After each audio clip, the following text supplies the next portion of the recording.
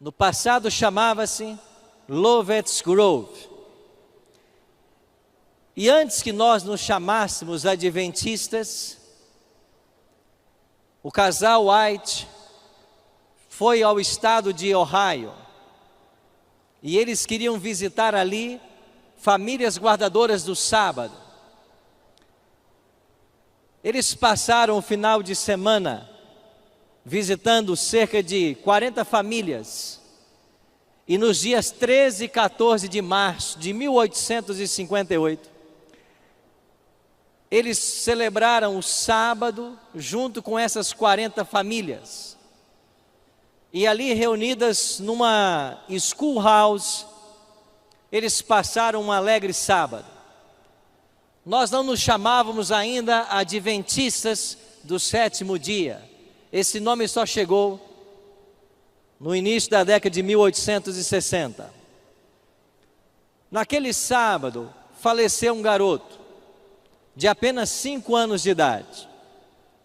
E então o pastor Tiago White foi convidado para celebrar o funeral de William Avery. E eles ficaram para o domingo. E no domingo, o pastor Tiago White fez o seu sermão. E após terminar, ele perguntou se Ellen, sua esposa, queria dirigir algumas palavras aos enlutados. Ellen disse que sim, mas quando ela começou a falar, ela foi tomada em visão. E essa visão durou cerca de 2 horas. Você consegue imaginar no meio de uma cerimônia fúnebre,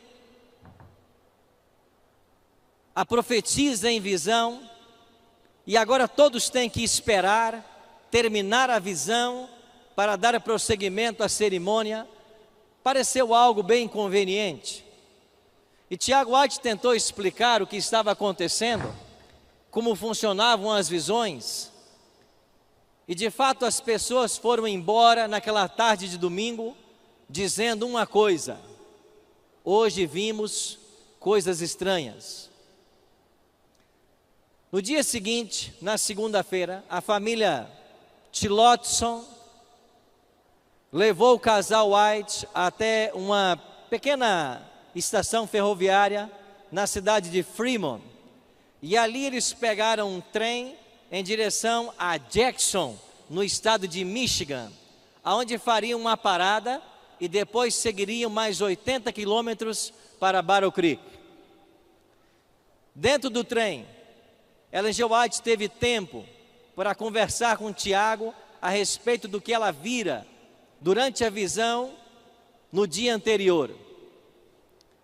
O Dr. Roger Kuhn, em sua obra, diz que nesse trem havia um passageiro invisível, não pagante, que prestava muita atenção na história: Satanás. E quando Satanás ouviu as palavras de Ellen a respeito da visão, era uma descrição da origem do pecado no universo, do grande conflito ao longo da história e de como ele vai terminar. E quando o diabo percebeu que toda a sua estratégia seria revelada nas visões que Deus havia concedido a esta mulher, na ocasião com cerca de 30 anos, Ellen G. White, o diabo se propôs a não deixar que a visão fosse divulgada.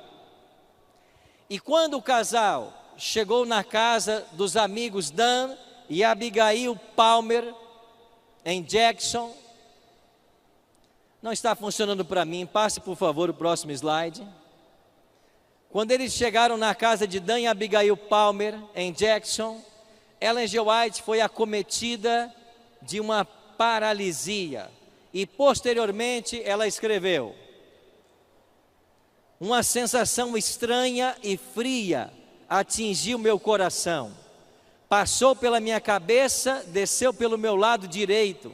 E por um tempo fiquei insensível, mas fui despertada pela voz de sincera oração. Tentei usar meu braço e membro esquerdos, mas eles eram perfeitamente inúteis. E ela ficou tão abatida que achou que seria seu fim. Achou que morreria a 80 quilômetros de casa. Achou que nunca mais veria seus filhos. Mas Deus levantou sua profetisa. Tiago White a ajudou no trajeto até Battle Creek. E quando lá chegou, ela estava tão enferma, mas Deus disse que ela precisava escrever o que ela havia visto. Passa para mim. E aí na sua casa em Battle Creek, ela escrevia uma página por dia e descansava 3 dias. Escrevia mais uma página e descansava mais 3 dias. E Deus revelou então para ela que o ataque de paralisia que ela sofrera na casa de Dan Palmer tinha sido o próprio Satanás tentando estrangulá-la. Ele tentou matá-la para que a visão não fosse escrita, mas Deus preservou sua vida para que esta informação viesse à tona. E no mês de setembro daquele ano, saiu o que nós chamamos de Spiritual Gifts, volumes 1 e 2, que depois veio a ser traduzido como A Grande Controvérsia entre Cristo e Satanás. Um manuscrito de 219 páginas, desmascarando a obra de Satanás e dando para nós uma visão clara do grande conflito. Nos anos posteriores, Ellen G. White terminou os volumes 3 e 4 de Spiritual Gifts e escreveu 4 volumes, chamados O Espírito de Profecia. E depois eles foram atualizados. E a partir de 1888, nós temos a publicação daquilo que nós chamamos a série do grande conflito. O Desejado de Todas as Nações, Patriarcas e Profetas, Profetas e Reis e Atos dos Apóstolos. O que sabemos sobre a origem do mal nesse universo? Nós temos que recorrer aos profetas Isaías e Ezequiel. Lá nós temos um vislumbre de como o mal chegou em nosso universo. O profeta diz: como caíste do céu, ó estrela da manhã. E no verso 13, tu que dizias no teu coração: eu subirei ao céu, acima das estrelas de Deus, exaltarei o meu trono. Apocalipse diz que por causa dessas pretensões, no coração desse anjo, houve uma batalha no céu. E Lúcifer foi expulso, e ele arrastou consigo a terça parte dos anjos de Deus. Ellen G. White amplia um pouco a visão, e ela diz que Deus, em sua grande misericórdia, suportou longamente a Satanás. Reiteradas vezes lhe foi oferecido perdão, sob a condição de que se arrependesse e se submetesse, mas ele jamais aceitou. E ela diz ainda: havendo perdido sua posição nas cortes celestiais, Satanás ainda solicitou para ser readmitido no céu, mas Cristo lhe disse que isso seria impossível. O próprio Satanás deixou a presença de Cristo, plenamente convencido de que não havia possibilidade de ser reintegrado no favor de Deus. E uma vez que ele perder a chance de continuar na presença de Deus, ele tornou-se o grande inimigo. E a partir daí, a sua estratégia foi revelada. E o que nós sabemos sobre a sua estratégia ao longo da história? Apocalipse 12 diz: ai da terra e do mar, porque o diabo desceu até vós, sabendo que pouco tempo lhe resta. E a estratégia do diabo hoje é trabalhar com opostos. Ou ele procura levar as pessoas à satisfação e ao prazer, e como resultado disto, nós temos uma sociedade hedonista, que vive apenas pela busca do prazer. Se me dá prazer, isto eu quero. E ele mantém muitos aí, ludibriados pelo prazer, pela aventura. Mas ele leva para um outro extremo.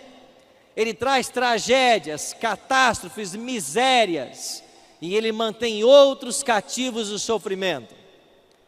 E a religião, que deveria ser um norte para todos nós, a igreja, que deveria estar para orientar as pessoas dentro desse grande conflito, acaba tornando-se uma verdadeira Babilônia. E cada igreja aponta numa direção, cada igreja dá uma versão, cada igreja apresenta a sua versão para o fim. Oxford listou recentemente 34 mil religiões cristãs. E é por isso que você está aqui nessa manhã.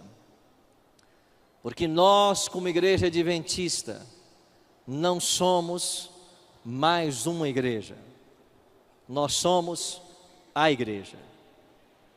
Porque Deus colocou sobre os meus ombros e sobre os seus ombros uma sagrada responsabilidade. Não existe outra igreja na face da terra que tenha uma visão tão clara a respeito do grande conflito, como ele se desdobra e como ele vai ser concluído. E nós temos uma missão profética de nos unirmos ombro a ombro e advertirmos o mundo a respeito do fim e da volta de Cristo. Ellen G. White tem 2 textos que eu queria ler com vocês. O primeiro deles em Testemunhos Seletos, volume 2. Não temos tempo a perder. O fim está o quê, irmãos? Próximo. Segundo a luz que me foi dada por Deus, diz ela, sei que as potências das trevas estão trabalhando com intensa energia que procede de baixo, e a passos furtivos vai Satanás avançando para se apoderar dos que agora se acham distraídos, qual lobo que se apodera da presa. Muitos estão ensinando que o diabo não existe. Muitos estão fazendo brincadeira com ele. Mas ele está furtivamente desenvolvendo sua obra e levando milhares à ruína.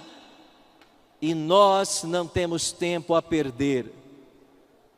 E ela faz uma outra advertência em Testemunhos Seletos, no volume 3.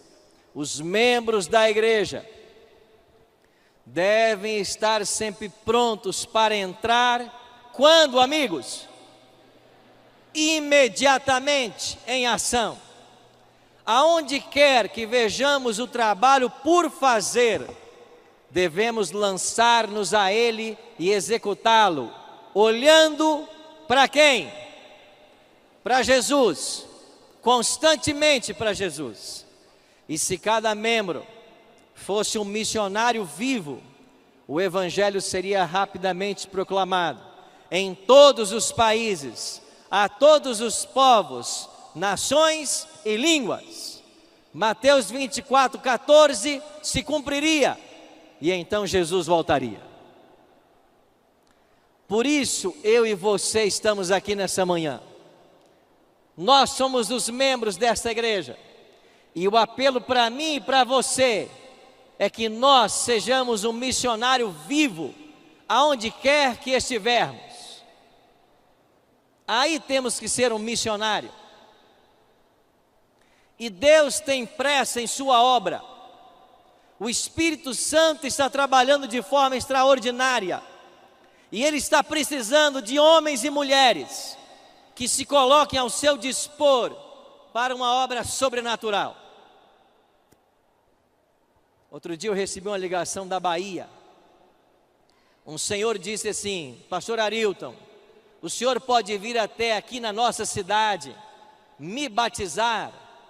Eu perguntei: você não tem uma igreja adventista aí perto? Ele disse: não, pastor, nós moramos numa vila no interior da Bahia, não tem igreja.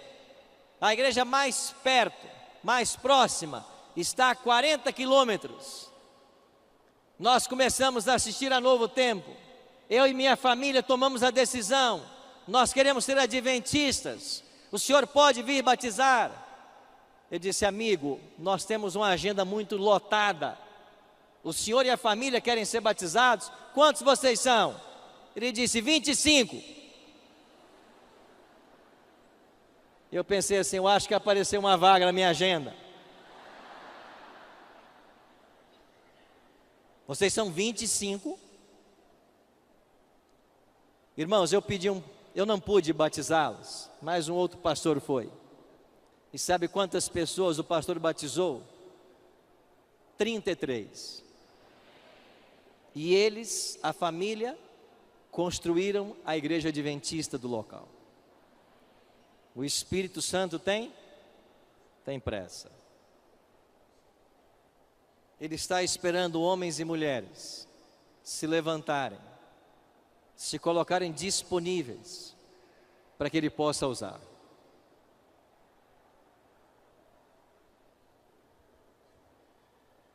Eu queria mostrar para vocês um convite. Isso é um convite de Semana Santa. Ele foi distribuído num bairro da periferia, lá da Grande Vitória, no Espírito Santo.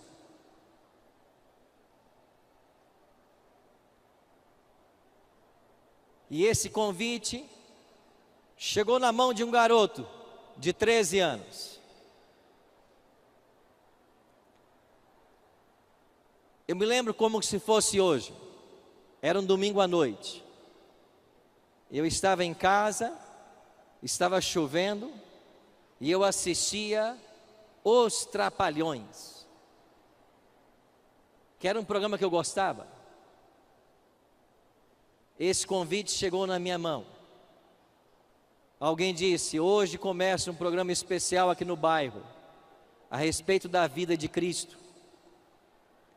E embaixo do convite estava escrito: a vida em sua morte. Eu disse: eu não vou, está chovendo muito, estou vendo meu programa favorito. Mas eu fiquei olhando para aquele convite e algo tocou meu coração. E eu deixei a minha casa, enfrentei uma rua que já estava alagada e fui para um salão. E lá eu encontrei um médico, ancião dessa igreja, que mesmo tendo uma agenda muito concorrida, separava tempo para falar do amor de Cristo. Seu nome, Dr. Emanuel Ruela. E esse homem alto, um pouco corcunda, falava do amor de Deus como eu jamais tinha ouvido. E todas as noites, ele foi cativando meu coração. Eu fiz um estudo completo com eles, chamado Encontro com a Vida. E quando foi em setembro daquele ano, eu me batizei e aceitei a Cristo como meu Salvador. O evangelismo desse médico, ancião de igreja, durou 60 noites. Mas nas 60 noites, ele levou o batismo apenas um garoto de 13 anos. Muitos olharam e disseram: o evangelismo de Dr. Emanuel Ruela esse ano foi um fracasso. 60 noites e batizou um garoto. Mas esse garoto era eu. E graças ao seu trabalho, eu não tive o destino que tiveram meus amigos de infância. Todos morreram nas drogas. Todos. Você não tem ideia do quanto o seu trabalho é precioso. Você não tem ideia de quanto é valoroso cada sermão que você faz. cada estudo, cada evangelismo. E mesmo tendo se passado mais de 30 anos, eu guardo esse convite comigo até hoje. Porque há mais de 30 anos, eu recebi um convite da Igreja Adventista. Graças a esse folheto, a esse papel, eu pude ter a minha oportunidade, a minha experiência com Jesus.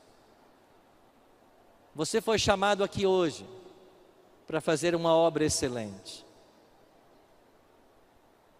Nós, pastores, até recebemos para fazer isso. Você não. Mas Deus um dia vai recompensar você. Nós não podemos. A igreja não vai poder nunca recompensar você pelo que você faz. Você podia estar com a sua família, podia estar no lazer, podia ter viajado, mas nesse domingo, você veio aqui para esse local, porque Deus tem um plano especial na sua vida. Ele quer usar você, e só a eternidade vai revelar os frutos do seu trabalho. Por isso, se prepare, porque vai ser um domingo muito especial. E se nós nos colocarmos à disposição de Deus e de seu Espírito, nós veremos milagres acontecerem. E enquanto ela viajava para Jackson, Michigan, voltando para casa, ela contou em um trem a visão para Tiago White. E quando eles chegaram em Jackson, na casa de Dan e Abigail Palmer, o diabo tentou matar Ellen G. White. Ele não queria que a visão fosse revelada. Pode passar? Mas Deus levou avante o seu projeto e ajudou a profetisa a escrever 219 páginas com muita dificuldade, que depois veio a ser a série Grande Conflito que nós conhecemos. Prezo mais o livro Grande Conflito do que a prata e o ouro, e desejo grandemente que seja apresentado ao povo. E enquanto escrevia o manuscrito de O Grande Conflito, eu me sentia muitas vezes consciente da presença dos anjos de Deus. Pode passar. Ellen G. White narra em detalhes singulares todo o conflito que se originou no céu e a expulsão de Lúcifer de lá. Em ocasião eu fui chamado para um debate numa rádio e eu estava falando a respeito da veracidade do dom profético. E ali havia mais 3 pastores e um deles disse assim para mim, com um grande conflito nas mãos: Pastor Arilton, se essa mulher é profetisa, me explica então o que ela está escrevendo aqui. E ele leu partes do Grande Conflito que dava detalhes a respeito da expulsão de Lúcifer no céu. E depois ele se voltou para mim e perguntou: aonde está mesmo isso na Bíblia, pastor? Se ela escreve além do que está na Bíblia, ela não é uma falsa profetisa? Irmãos, há momentos difíceis, né? Mas o Espírito Santo sempre está aí para nos ajudar. E na mesma hora me veio a resposta. E eu disse para ele assim: Ellen G. White escreveu algo que não está na Bíblia. E ela pode fazê-lo porque ela é uma profetisa. Porque só o profeta pode dar uma informação que não está na Bíblia. Agora, se você me provar que ela é uma falsa profetisa, eu dou o braço a torcer. Você pode? E ali nós passamos os testes de um verdadeiro profeta, e ele entendeu que por ela ser profetisa, ela pode trazer detalhes que a Bíblia não traz. E Ellen G. White traz detalhes. Essa rebelião que começou no céu, pode passar, foi para o Éden. E você sabe que o diabo conseguiu enganar Adão e Eva. E então Deus ali mesmo fez uma promessa. Em Gênesis 3,15 aparece essa promessa: Gênesis 3,15 é conhecido como proto-evangelho. Deus disse assim: haverá inimizade entre a mulher, Eva, e a serpente, o descendente da mulher e a serpente. E essa profecia cumpriu-se com a vinda de Cristo. Interessante que quando Adão e Eva têm o seu primeiro filho, Gênesis 4:1 vai dizer, vai registrar palavras de Eva: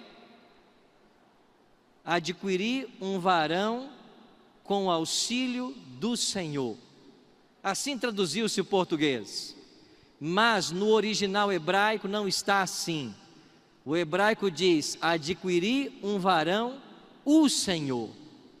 Eva esperava que Caim fosse o Messias, mas a história mostrou que não era.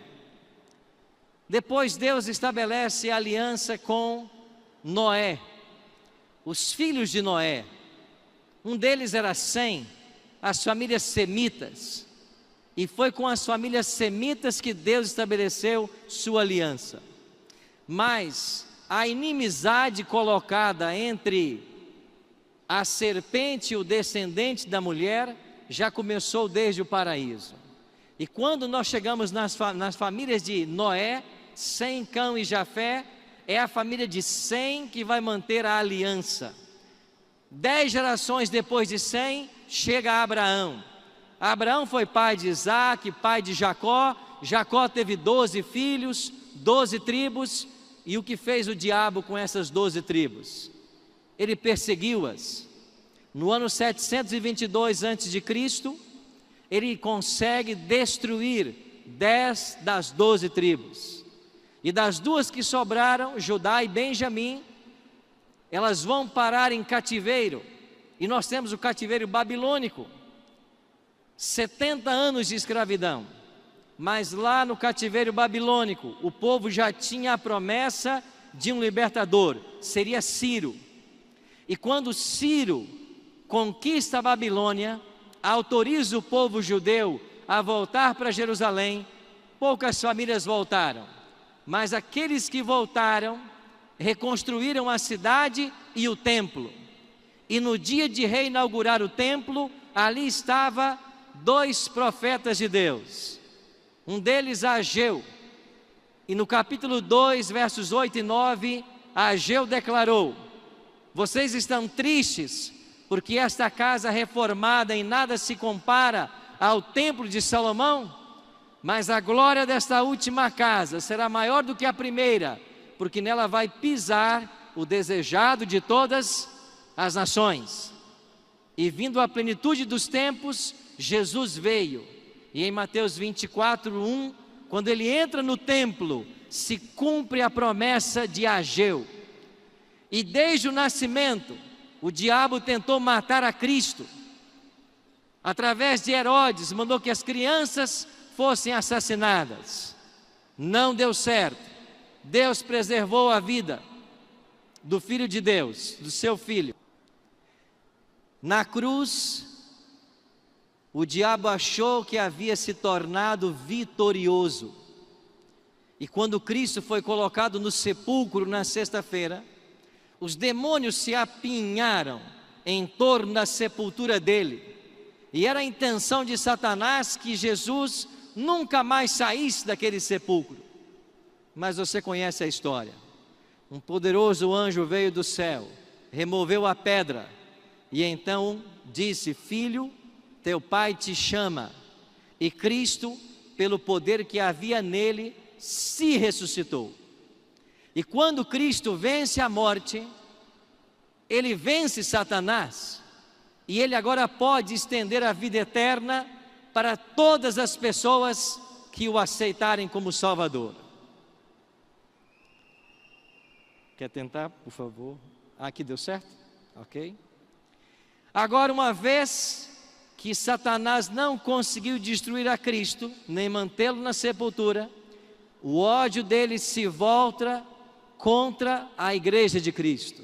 É o que vai dizer Apocalipse 12, verso 6. Depois 12, 17. O diabo irou-se contra os seguidores de Cristo. E logo no ano 67, 2 baluartes da igreja cristã primitiva, Pedro e Paulo, são mortos por ordem de Nero. No ano 70, Jerusalém foi destruída. E do ano 72 até o ano 80, os judeus escravizados na destruição de Jerusalém foram forçados a construir o Coliseu Romano.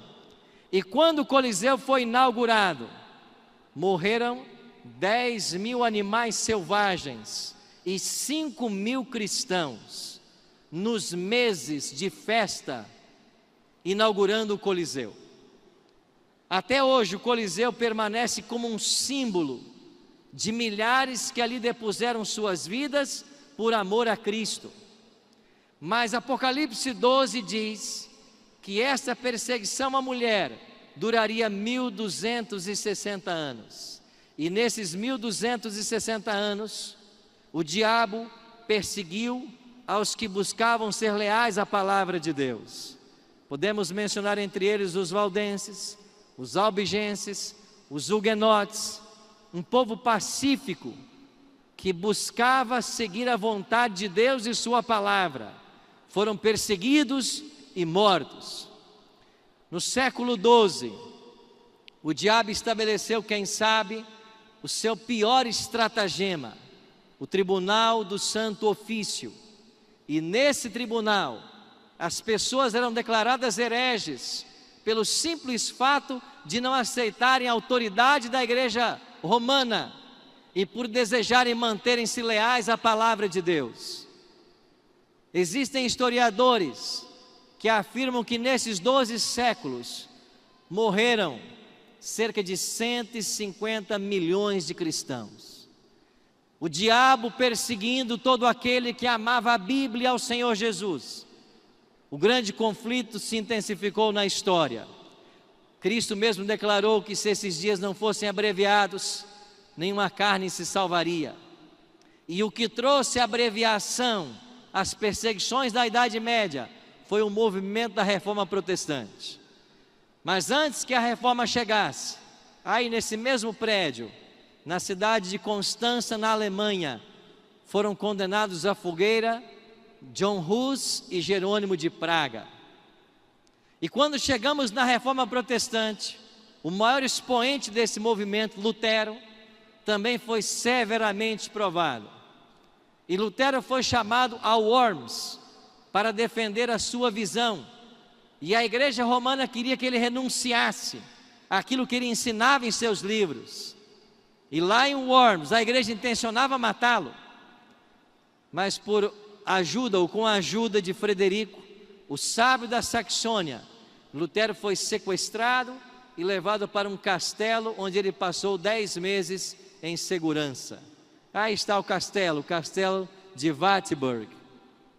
E esse Frederico sábio era apaixonado com a causa de Lutero. E ele disse para os seus soldados: eles vão matar Lutero, para que não matem, vocês o sequestrem e coloquem ele nos meus domínios, mas num local aonde eu não saiba, porque se eles descobrirem o meu apoio e me torturarem, eu não poderei entregá-lo. E por 10 meses Lutero ficou aí, oculto nesse castelo, de onde traduziu o Novo Testamento para o alemão.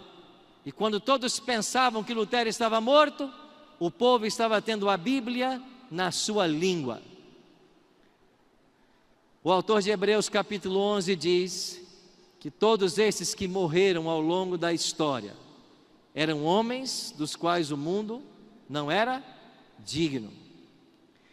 E quando nos aproximamos do fim agora do grande conflito, Ellen G. White faz uma previsão.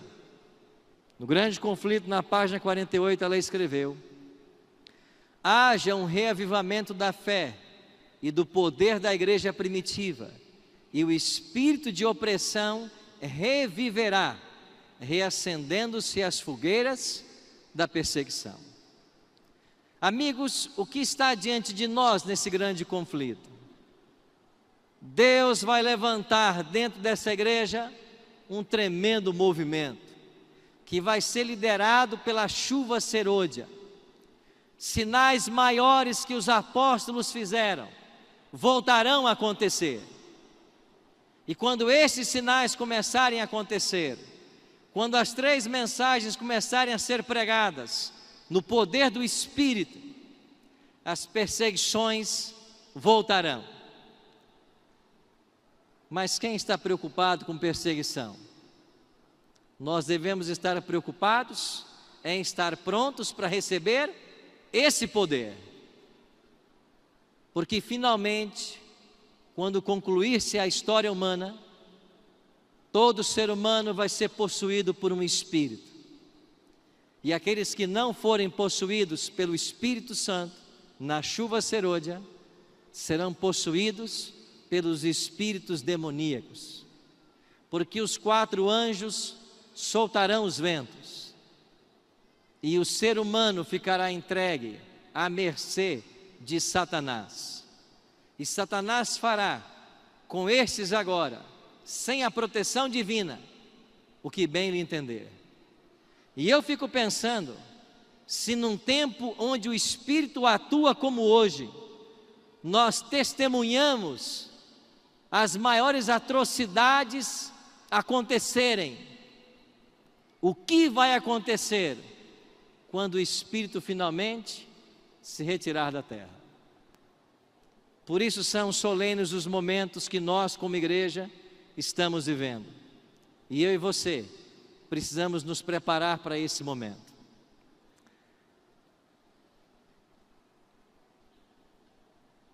O último, passa para mim, por favor. Ok. Apocalipse 13, 15. Traz para mim e para você uma profecia. E foi-lhe dado comunicar fôlego à imagem da besta, para que não só a imagem falasse, como ainda fizesse morrer quantos não adorasse quem? A imagem da besta. Ou seja, a questão da adoração vai dividir a humanidade. E aqueles que não aceitarem adorar a besta, finalmente serão declarados dignos de morte. Mas eu e você não precisamos nos preocupar com nada disso.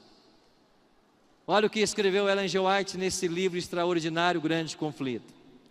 Posto que um decreto geral haja fixado um tempo em que os observadores dos mandamentos poderão ser mortos, seus inimigos, em alguns casos, se antecipam ao decreto e antes do tempo especificado, se esforçam por tirar-lhes a vida.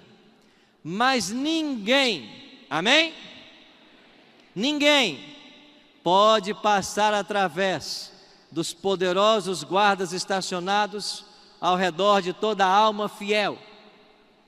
Alguns são assaltados ao fugirem das cidades e vilas, mas as espadas contra eles levantadas se quebram e caem tão impotentes como a palha. Outros são defendidos por anjos sobre a forma de guerreiros. Cumprir-se-á a promessa do salmista: 1000 cairão ao teu lado, 10.000 à tua direita, mas tu não serás atingido. Eu estava num sábado à noite em São Paulo ajudando o pastor Elias, ou pastor Abdala, no evangelismo. E antes que começasse o programa, uma família me procurou e eles queriam contar uma história. A esposa não conseguiu falar porque estava emocionada, e eu disse: vem depois do evento. E depois do evento eles vieram. Ela continuava emocionada, e o esposo então disse assim para mim: pastor, ela não consegue contar a história, deixa eu contar. Aí está aqui minha esposa, meu filho de 5 anos. O senhor se lembra um Bíblia Fácil que o senhor teve, e haviam ali vários pastores evangélicos, e vocês discutiram muito sobre o livro de Daniel e sobre a identidade de Miguel? E eu disse: claro que eu me lembro. Foi a temporada mais difícil de gravar no programa Bíblia Fácil. E ele disse: pois bem, eu e minha família estávamos assistindo no sábado à tarde o programa, e na hora que o senhor começou a discutir com um outro pastor a identidade de Miguel, e o senhor dizia que Miguel é Cristo, e ele dizia que Miguel era um anjo. Esse meu filho de 5 anos estava sentado no sofá conosco, e ele, pastor, deu um salto do sofá e foi para perto da TV e disse assim: papai, mamãe, olhem aqui. E nós perguntamos: o que, filho? E ele disse assim: um anjo poderoso ao lado do pastor Arilton. E eles disseram: nós não estamos vendo, filho. E o nosso filho insistia: pai, mãe, olha aqui, do lado do pastor Arilton, um anjo enorme de branco, o senhor não está vendo? E naquele sábado à noite, com Marcos Gabriel, eu entendi por que aquela temporada foi a mais difícil de ser gravada. Porque quando o evangelho eterno é pregado, a oposição é levantada. Mas todas as vezes que entrarmos no terreno para resgatar almas sinceras, os anjos de Deus estarão conosco. Você colocou um desafio no papel esta manhã. Nunca se esqueça: ao você sair para fazer o trabalho de Deus, mesmo que você não veja, os anjos irão com você. E eles irão para proteger você, para guardar você e para dar a você a certeza da vitória. E agora, no tempo do fim, pós 1798, pós supremacia papal, o Apocalipse declara o seguinte: irou-se o dragão contra a mulher e foi pelejar com os restantes da sua descendência, o último remanescente. Quem são eles? Primeiro, os que guardam os mandamentos de Deus. E em segundo lugar, primeiro eles guardam os mandamentos de Deus. A lei de Deus hoje está sob forte ataque, e você vai encontrar muita gente por aí criticando os mandamentos, se não criticando o sábado. Mas eu e você somos os reparadores de brechas, e nós devemos exaltar a lei de Deus. Outro dia me perguntaram: vocês adventistas só falam sobre a lei sábado? E eu disse: se nós não falarmos, quem vai falar? Então nós temos que exaltar a vigência da lei de Deus. Esta é a norma do juízo. Todo ser humano vai ter que dar conta um dia do bem ou mal que fez por meio do corpo, mas a norma será a lei. E além da lei, nós temos o testemunho de Jesus, que de acordo com Apocalipse 19:10, é o espírito da profecia. Deveria haver nesse remanescente do tempo do fim um profeta moderno. E nós temos em Ellen G. White uma profetisa moderna. Todos os testes da Bíblia, quando aplicados a Ellen G. White, ela passa em todos eles. A igreja adventista não é mais uma igreja, como eu disse hoje pela manhã. Ela é a igreja remanescente. Deus vai usar os sinceros desta igreja para concluir a pregação do Evangelho. E eu e você estamos aqui porque nós queremos estar entre estes que vão dar à trombeta o sonido certo. Agora nós estamos passando por uma crise de identidade dentro da igreja. E alguns estão temendo o futuro do adventismo. Isso já estava escrito no livro A Mão de Deus ao Leme, quando no seu prefácio, o pastor Joel Sarli declarou de que a história dos organismos religiosos ensina que a terceira geração de membros enfraquece a textura do movimento, porque perde o contato com os fundamentos cridos e defendidos pelos pioneiros.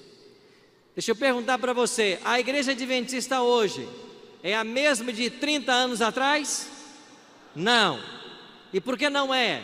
Porque quanto mais distantes de Ellen G. White, quanto mais distantes de José Bates, Uriah Smith, etc., nós corremos o risco de perdermos nossa identidade.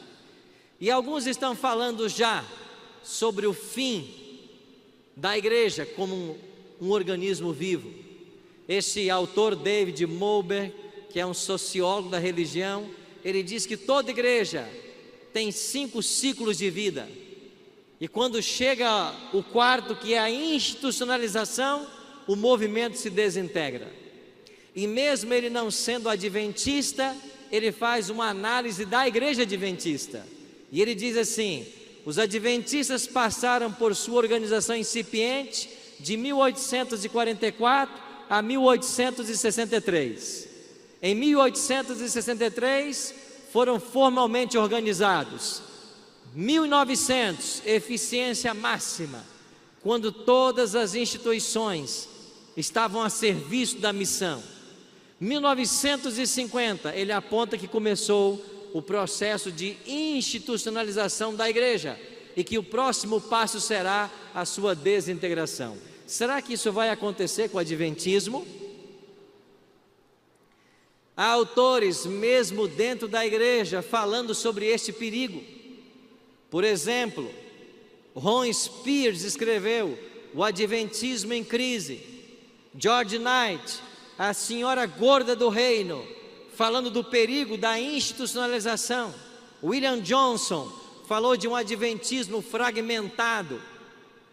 A pergunta que vem para mim e para você é: será que Deus tem um plano B? Vai surgir um outro movimento mais leal à revelação divina? Os que estão dizendo que sim, estão apontando para o movimento cíclico da história. E eles dizem o seguinte: olhe para o povo de Israel. Era o povo de Deus no Antigo Testamento, deixou de ser, porque não viveu à altura do que Deus esperava. Então Deus levantou a igreja cristã primitiva, mas esta igreja organizada com os 12 apóstolos, ela também vai cair da fé, e Deus vai tirar dela os sinceros e levar para o deserto. Depois tivemos o movimento da Reforma Protestante, que acontece dentro dos 1260 anos em que a igreja estaria no deserto. Mas o movimento da reforma não reformou tudo o que pretendia, e eles cometeram excessos. E então veio o movimento milerita, e do movimento milerita surgiu a igreja adventista. Então a pergunta que fica é: será que Deus vai usar outro movimento, como tem usado até aqui na história? Eles até estão citando Ellen G. White, e Ellen G. White tem um texto que diz: por não haverem cumprido o propósito de Deus, os filhos de Israel foram abandonados e o convite divino estendido a outros povos. Se estes, falando dos adventistas, também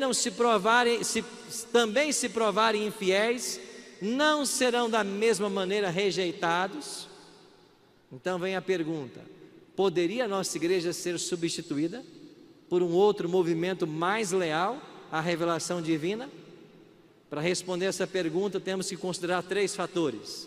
Primeiro deles, a natureza profética do movimento adventista. A igreja adventista é, no mundo, a única igreja que tem certidão de nascimento. Nós nascemos no dia 22 de outubro de 1844, conforme apontava a profecia bíblica de Daniel 8, 9 e Apocalipse 10. Nós não surgimos porque 2 pastores brigaram. Nós não surgimos porque alguém um dia acordou e teve uma ideia: eu vou fundar uma igreja. Não, nós surgimos como resultado de uma profecia. Seremos nós substituídos? Não. Por que não? Porque nós somos a igreja da profecia. Amém? Segundo motivo, nós temos um profeta moderno. Na hora que Deus tinha que levantar essa igreja, em 1844, Deus tinha que suscitar um profeta. O diabo sabia disso e havia levantado nos Estados Unidos milhares de falsos profetas. Deus então chamou Reis em Foz, finalmente ele não aceitou. Deus chamou William Foy, finalmente ele não aceitou. E então Deus chamou Ellen Golden Armour. E esta mulher dedicou 70 anos de sua vida a esse ministério profético. Legou a esta igreja 100.000 páginas manuscritas. Eles não estão no mesmo pé de igualdade que a Bíblia. A igreja adventista não tem doutrina fundamentada em Ellen G. White, mas os conselhos que ela deixou para mim e para você são conselhos divinos que devem ser seguidos. Essa mulher, com muita dificuldade, cumpriu o plano de Deus para a vida dela. Eu me lembro numa ocasião em que ela reclamou com Deus e ela disse: eu não pratico o que eu escrevo, eu estou sendo incoerente, eu viajo muito e meus filhos ficam na mão de outras mulheres. E Deus levava tão a sério o ministério dessa mulher que Deus disse assim para ela: se o problema são os filhos, eu vou tirá-los todos. Ela disse: não, eu vou continuar viajando. Mas você entende como Deus encarava o ministério dessa mulher? E o que eu acho engraçado é que, vez por outra, se levanta alguém dentro da igreja criticando, dizendo não crer no que ela escreveu. Você tem esse direito. Agora, ache nos escritos dela alguma coisa que não está de acordo com a Bíblia. Não critique sem saber. Não seja Maria vai com as outras. Não vá pela cabeça de outros. Terceiro, a igreja adventista tem uma visão de sacudidura escatológica. Por isso ela não vai ser substituída por um outro movimento. O que significa essa visão? Eu vou exemplificar nesse gráfico. A igreja adventista é a igreja remanescente, mas dentro do remanescente você tem o trigo e o joio. E lá fora está a Babilônia, a confusão religiosa que se assentou em nossos dias. Mas dentro de Babilônia você tem o fiel e o infiel. O que será a sacudidura escatológica?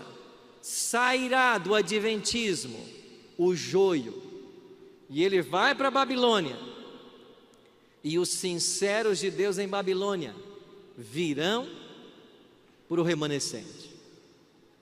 Esse movimento já começou, e toda vez que alguém se levanta e começa a falar contra essa igreja, ele se caracteriza joio, porque a profetisa escreveu: fraca e defeituosa como possa parecer, esta igreja é a menina dos olhos de Deus. E quem fala desta igreja está colocando o dedo nos olhos de Deus. Fraca e defeituosa como possa parecer. Dentro da igreja você tem o trigo e o joio, mas não é a nossa missão separar. É o próprio Cristo quem vai separar. E Ele mesmo disse: eu tenho muitas ovelhas que não são desse aprisco, a mim convém conduzi-las. Elas ouvirão a minha voz, e haverá um só rebanho e um só pastor. Eu fico feliz com esse texto, porque não é missão minha conduzir os sinceros, nem sua, é missão dele, mas ele quer usar você. Ele escolheu depender de você. Para o Bíblia Fácil, as pessoas se inscrevem mandando vídeos.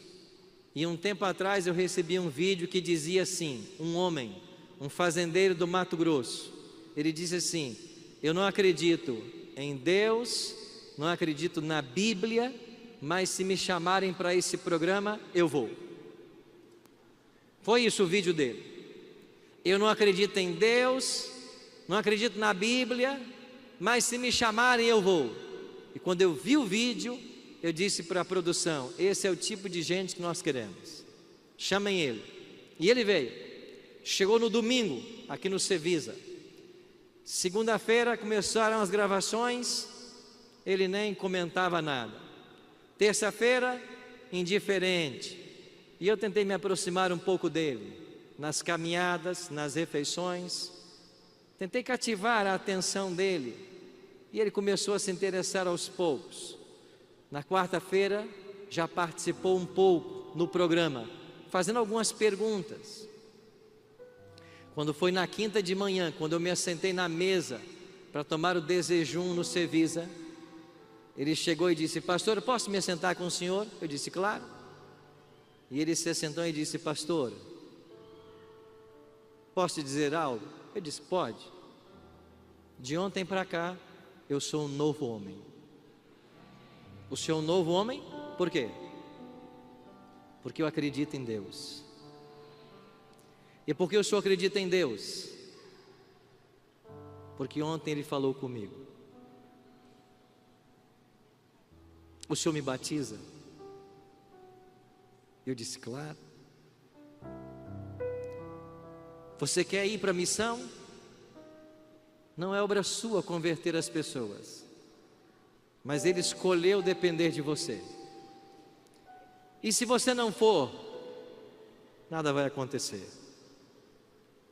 As pessoas que Deus queria alcançar através de você, elas não serão alcançadas. Eu queria contar uma outra história para você. Este foi um grupo do Bíblia Fácil, que nós gravamos algum tempo atrás. E quando eu fiz o apelo para o batismo, vários ficaram de pé. Eu orei com eles.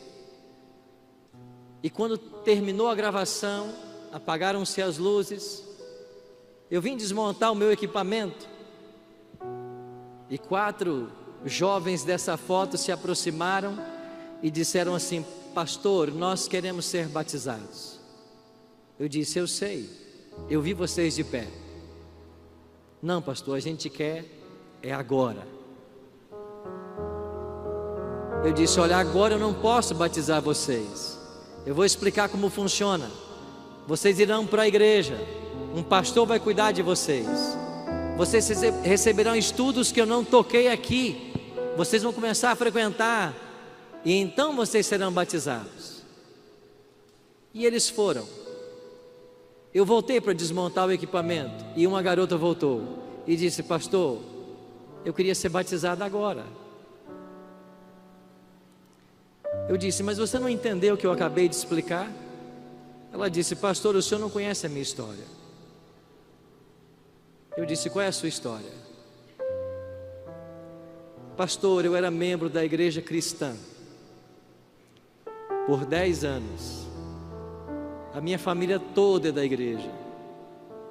Me ensinaram a vida inteira que vocês são uma seita. Eu nunca conversaria com um adventista. Na nossa igreja só existe uma autoridade, é o presbítero, e quando ele fala debaixo de revelação. Mas um dia meu esposo chegou em casa e disse: comprei um presente para você, uma antena da Sky. Aí tem vários canais de culinária, eu sei que você gosta tanto. Eu vou colocar a TV na cozinha para que você assista enquanto você prepara as refeições. Eu fiquei muito feliz com o presente, comecei a assistir. Mas pastor, eu cheguei no canal da Novo Tempo, e quando eu comecei a ver o que os pastores pregavam na TV Novo Tempo, e que eu nunca havia aprendido em 10 anos na igreja, eu entrei num conflito. Eu chamei meu esposo e disse para ele: olha o que esse povo está ensinando. E o meu esposo disse: este canal é de uma seita, nunca mais sintonize. Mas eu não ouvi meu esposo, eu continuei assistindo. O Espírito de Deus trabalhou no meu coração, e chegou no momento que eu entrei num conflito tão intenso, que eu me coloquei de joelhos e disse para Deus: se esse canal tem a verdade, eu quero uma revelação do Senhor. No dia seguinte o telefone lá de casa tocou. Era o produtor do Bíblia Fácil, Davi. E ele disse para mim: você foi selecionada para gravar com o pastor Arilton Bíblia Fácil. E eu disse: eu fui o quê? Selecionado? Eu não me inscrevi em lugar nenhum.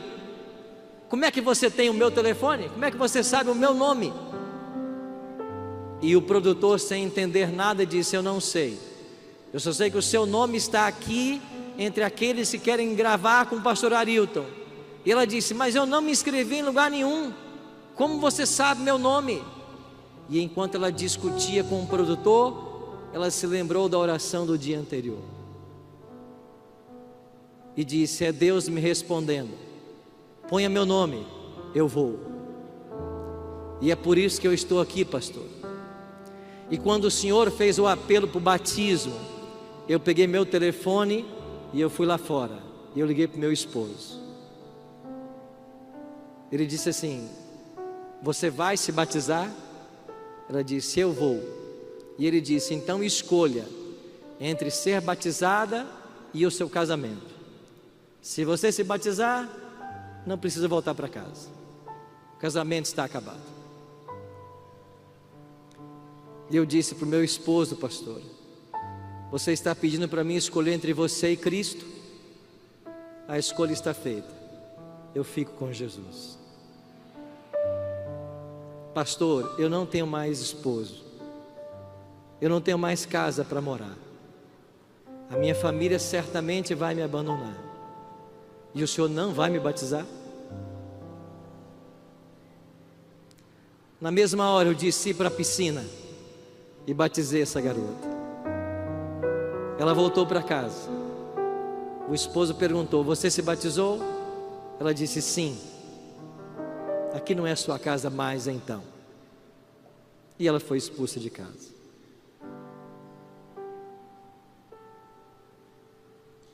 Eu queria fazer um convite. Tem alguém nessa tarde que ainda não passou pelo santo batismo, mas você está aqui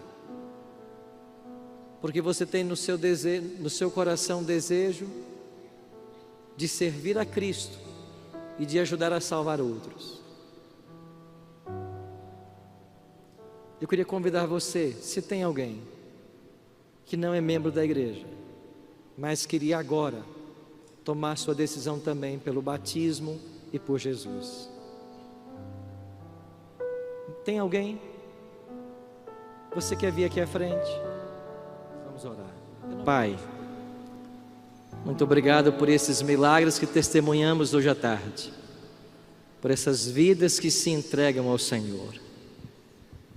Oramos por cada um destes que aqui à frente veio, que o Senhor possa enviar dos céus poderosos anjos para guardá-los e protegê-los até o dia do seu batismo e até o dia da tua volta. Oramos por esses teus filhos e filhas que separaram todo esse dia para estarem aqui neste local. Que o teu Espírito Santo conduza cada um deles. Que o Senhor coloque em nosso caminho as pessoas que o Senhor deseja que alcancemos.